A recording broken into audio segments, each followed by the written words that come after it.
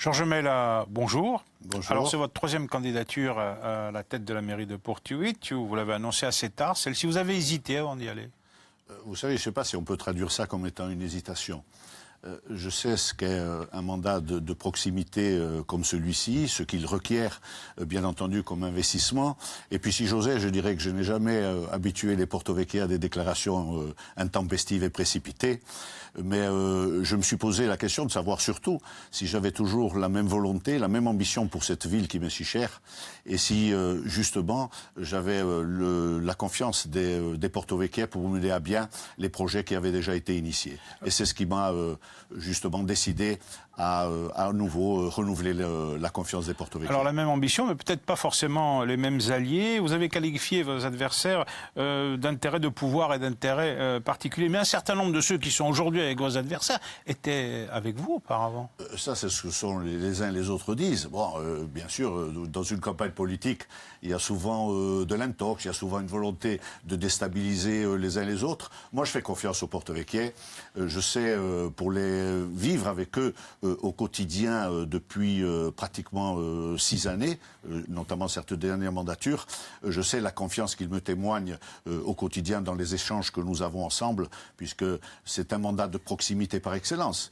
Moi, je ne dis pas que le maire de Porto-Vecchio doit être à d'autres responsabilités. Je sais que c'est un mandat qui occupe les uns les autres à temps plein. En tout cas, moi, ça a été le cas. Alors, vous vous félicitez de votre bilan, ce qui est assez logique.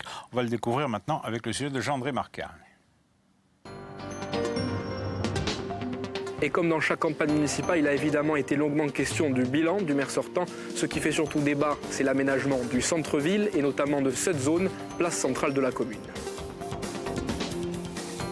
Aujourd'hui piéton, cet espace était avant cela ouvert aux voitures, décevant pour l'opposition qui parle d'une dévitalisation du centre-ville et qui regrette que ce même centre-ville soit fermé, notamment en dehors des périodes estivales. À cela s'ajoute la problématique récurrente du stationnement. Autre dossier brûlant, celui de l'extension du port de Porto-Vecchio, que la municipalité en place voudrait allouer une enveloppe qui se situerait entre 60 et 70 millions d'euros et passer par une délégation de service public ou une concession pour la gestion du port. Pas question pour le candidat Don Mathieu Santini qui souhaiterait conserver une gestion publique et organiser les travaux par tranche. Le port et le centre-ville constituent donc d'importants dossiers en chantier pour l'équipe qui arrivera aux responsabilités à Porto-Vecchio. Au soir du second tour, le 22 mars prochain, il faudra d'ailleurs aussi élaborer un nouveau plan local d'urbanisme puisque la commune n'en possède pas depuis l'annulation du précédent en 2011. En attendant, l'ensemble de ces dossiers représente pour les uns comme pour les autres des arguments de campagne. On va parler du PLU et du PADUC, mais en quoi est-ce que vous avez fait changer Port-Huit, Georges Mella, en 18 ans? En 18 ans, il y a beaucoup d'initiatives qui ont été prises. Et je crois que si j'osais, je dirais qu'on s'est préoccupé de la naissance jusqu'aux seniors, avec bon nombre d'activités et surtout bon nombre de services rendus à cette population à travers des crèches, à travers des infrastructures sportives qui sont aujourd'hui en renom et qui font justement la réputation de tout ce qui a pu être fait.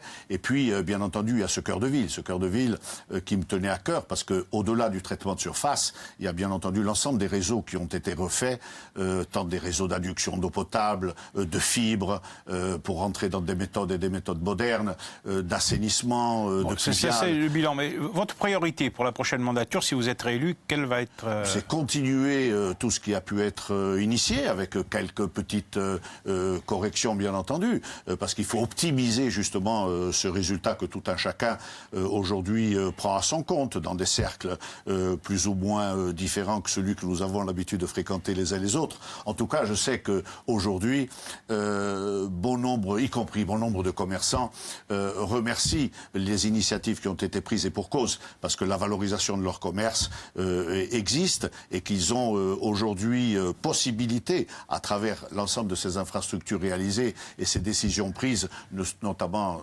par la Cittadine, qui est un transport qui permet d'irriguer ce cœur de ville avec des poches de stationnement. Et donc on comprend bien les uns les autres que c'est quelque chose qui aujourd'hui renaît. Et la redynamisation du cœur de ville était une des volontés fortes de l'exécutif et de la majorité en place. Alors, il nous reste 1 minute. Vous devez élaborer un nouveau PLU parce que le précédent a été annulé. Et vous voulez aussi modifier le PADUC. Alors, pour quelle raison Modifier le PADUC... il empêche de faire le PLU? Le PADUC, bien entendu, aujourd'hui nous sert de directive territoriale parce que c'est un document de planification. On voit bien qu'il pénalise et qu'il gêne, surtout l'ensemble des hameaux qui constituent le tissu, et le véritable tissu, l'identité même des Porto Vecchie. Pour ceux qui veulent construire et qui sont enracinés sur leur terre, aujourd'hui, il y a la part belle qui est faite à l'agriculture, c'est une bonne chose, mais faire la part belle à l'agriculture au détriment du développement de cette région et au détriment de l'installation de jeunes Corses et de jeunes couples porto-vecchiais sur leur terre, je ne crois pas que ce soit de bonne loi. Pourquoi? Parce que l'agriculture doit être un complément indispensable au développement de cette commune et non pas quelque chose qui vient le contrarier. Georges Mella, je vous remercie. Merci à vous.